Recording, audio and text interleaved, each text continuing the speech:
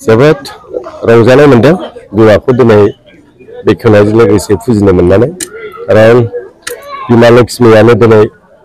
सुख शान्ति आरो धोननि बिगोमा बेखौ फुजिनो मोननाया खोब बरादनि खोथा तो मोजां मोनदों दिनै फुजिनो मोननानै मोजां बेखौ ओरैनो फुजाजों लोगोसे बे जायगानि खोब माने निडि मानसिफोर जाय खोब दरखारि माने कम्बल मोनसे बायनानै जोंनो बेसेबांबा नारा नाथा जालांनाय सुबुंफोरखौ जों बे एरियायावहाय नागिरनानै मोनदोंमोन 100-150 जनसो दा मोननानै बिथांमोनखौ दिनै फुजानि उपलक्षे फुजाजों लोब्बा लानानै बिथांमोननो गांसे कम्बल हरनाय जादों तो बिमाखौ फुजिनायनि गेजेरजोंनो बेबो बिमानिनो मोनसे फुजिनाय नेरसोन हिसाबै बे जिनिसखौ जों दिनै मानब सेवा संघनिफ्राय मावनाय जादों तो मानब सेवाजों लोब्बा थानानै दिनै जे खामानि मावदों जों सिन्था खालामदों मानब सेवाया जे मानसि उजिनानै मानसिया मानसिनि खामानियाव फैयोब्ला बे इसोरनिनो मोनसे गिदिर दान एबा अबदान होननानै जों फोथायो ओंखायनो जों दिनै सानदों जोंनि आरो जुदि एसे सुबुंफ्रा जुदि उपकार जायोब्ला जों गावखौनो बराद गोनां सानगोन आरो बे बिथिंखौ लानानै दिनै जोङो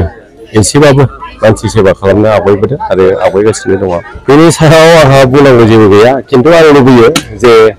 जायफोर सुबुंफ्रा दिनैनिफ्राय more than 40-50 years आन्दोलन खालामबोखांनायनि उनावहाय दिनै जों फिसाबाबो मोनसे गभर्नमेन्ट मोनदोंमोन गाव सालायनो हानाय गभर्नमेन्ट तो आं बेखौनो खावलायनो लुबैयो बिथांमोनखौ जाहाथे जोंनि बे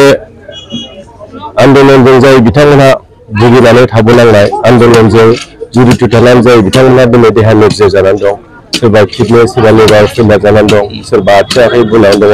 गोबां सुबुंफ्रानो दिनै आन्दोलनजों जाय बिथांमोना डाइरेक्ट जुरितमोन बे बिथांमोना दिनै गोबां भुगिनानै दङ दिनैनिफ्राय कयेकदिन सिगां जोङो माखासे बे बिथांमोनखौ नायदोंमोन नुबोनानै खोब दुखु मोनदों तो आं बेखौनो दिनै खावलायनो लुबैगोन जे हायोब्ला सरकारनिफ्राय बे बिथांमोनखौ एसे देहानि फारसे नोजोर होयोबा एबा एसे ट्रिटमेन्ट खालामनो थाखाय बिथांमोनखौ एसे एनै राङारि हेल्प खालामोब्ला खोब मोजां जागौ आरो बेजों लोगोसे जोंनि समाजा गोबां गोग्लैसोनाय बे गोग्लैसोनाय समाजजों लोगोसे बे समाजाव थानाय सुबुंफोरखौ एसे बोखोनायनि थाखाय बिथांमोननि मोजां खामानि मावनानै एबा बिथांमोननि थांनानै थानाय जिउ लामानि थाखाय जा हायो गभर्नमेन्टनिफ्राय एसे मोजां लामा लानानै जुदि होयोब्ला आङो खोब मोजां मोनगौमोन बेखौ आं जेबो डिसिसन लायाखै पार्टिकुलारलि आंनिफ्राय दिनै आङो सासे कन्ट्रेक्टर हिसाबै खामानि मावनायावबो खोब बिजि तो जेसेबां टाइम मोनो आं मानब सेवायाव सम होयो सम होनायनि गेजेरजों जोङो मानब सेवानि टिमाबो बुरजा जाबाय गिदिर जाबाय डिसकास खालामनानै जोङो जायगा बिदि हाबनानै जा हायो जों जोंनिफ्रायनो हानायखिनिखौ समाजजों एबा पाब्लिकजों जोङो टाचाव थानानै दिनै बेबायदि फिसा फिसौ खामानि मावगासिनो दं आरो मावनायनि उद्देश्य लानानै मावदों उद्देश्यआ बेनो जे सानसे